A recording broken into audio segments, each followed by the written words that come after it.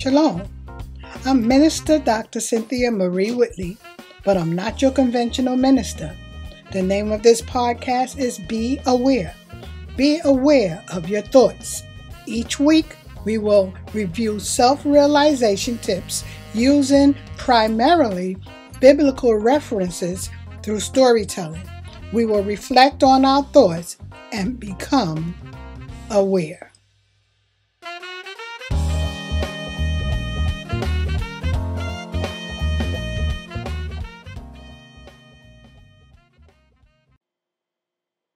Where do you see God's glory?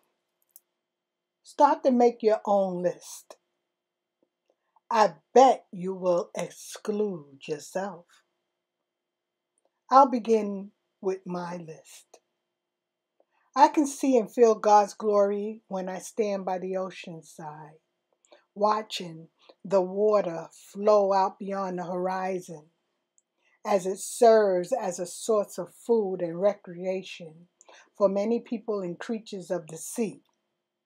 Yes, the ocean evokes feelings of wonder and awe for me and for many who look upon it. I see and rehearse God's glory from biblical texts of ancient times when I read the stories of Moses, and especially the miracle of the opening of the Red Sea. Remember, the sea parted and two mountainous walls of seawater formed, leaving an open path for the Israelites to safely walk through on dry ground. So first the sea parted, and then the bottom of the sea was dry. No sand or muddy water under their feet. God said to Moses, "Raise your staff and stretch out your hand over the sea to divide the water so that the Israelites can go through on dry ground." That's in Exodus 14:16. Moses obeyed God's voice, and with staff raised and hand outstretched, God's mighty power unleashed the miracle. Symbolically, as God's children, we are destined to not walk in mud and mire. He dries up the path before us, so we're heading out on firm ground always. He is our sure foundation. Our obedience to his voice will always lead to blessings and showing forth the miracle that we are. I have to be obedient and produce 144 podcasts because something, and that's in quotes, told me to complete this job. So where else do I see the glory of God? Well, the heavens declare the glory of God. The heavens declare it. The glory is thine. The earth and its beauty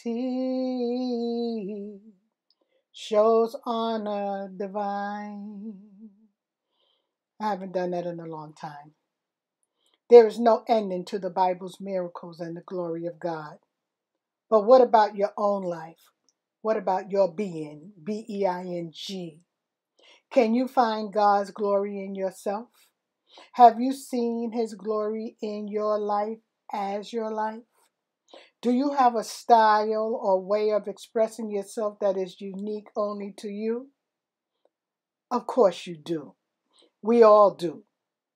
Yet we continue to look outside of ourselves at the glory of God in the heavens, in the seas, and in others who seem to portray a genius that most believe has evaded them. If we're not famous or a superstar, we believe that we don't have what it takes to be beautiful people in the eyes of God. Standing in the midst of awesomeness all around you, it's time that you begin to see the awesomeness in yourself. God did not forget you, nor did he forget me. As I stand by the ocean and do Tai Chi, I uniquely blend into the magnificence of the water, the sand, the ocean, the sun, and the seagulls. If anyone were to take a snapshot from a distance, each element, including myself and others that are there, shows the awesomeness of God. So become silent and focus as you learn to hone into the God in you. Shekinah, that means God within you. Look into your heart. Now, of course, I am not talking about your physical heart that pumps blood, but if you must, and you need something to see or visualize, look down at where you believe your physical heart is. I was introduced to this exercise or method while taking a religious course in the book by Strenton Smith, The 4 T's Prosperity Program. As you concentrate on your heart, this is how it goes. Be silent and listen to your inner thoughts. Ask God to reveal the beauty and the genius in you. Concentrate for about 5 minutes talking to God, asking Him to let you see yourself. I want you to begin to see the glory of God in you. Yes, you. If you don't already do this, take a few minutes in your silence and wonder how you are a glorious part of God's creation. Was He talking about you in the beginning when in the Bible it says God created man in His image, in the image of God created He him, male and female. He created them in Genesis 1:27. Yes, I say yes. Repeat this often, especially when you find yourself concentrating on the beauty of something outside of yourself, or when you are obsessing over anything outside of yourself, anything, people, place, or thing. Keep coming back to yourself in this way, to your heart. Look down, get silent.